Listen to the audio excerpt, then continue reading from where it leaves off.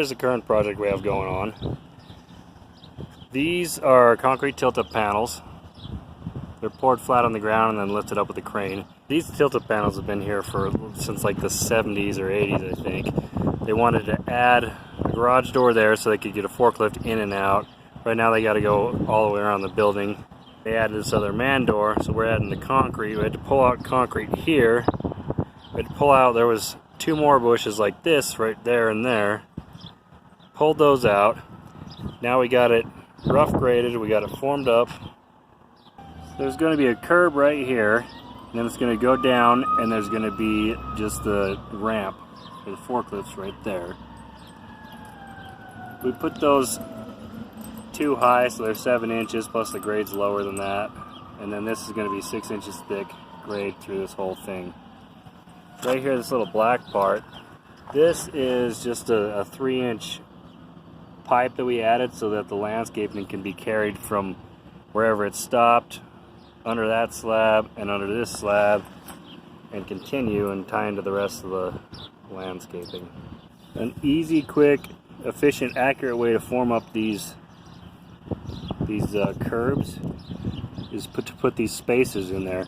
What you do is you get a 2x4 and you cut it to the exact width you want, in this case 6 inches, and then you just take a little hatchet or the back of your hammer and split it until you get a bunch of these. You can put it in there and then tie it tight with the tie wire. It stays in there. And then after you pour, while the concrete's in there, you knock those out, and the concrete holds it out. The tie wire holds it in. One thing we're going to make sure to do is we're going to drill rebar into either the footing or into the side of that little stem wall, the bottom of where it already got cut out.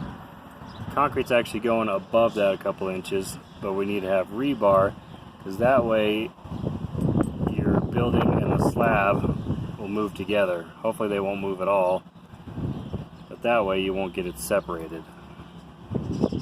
We're also going to put an expansion joint right up there in the furthest point. That way they can move a little independently. This is type 2 or road base, so we're spreading out so we can plate compact it. On another job, we're setting this drain. On this drain, it has a slope built into it, and so you just set the top of the box level.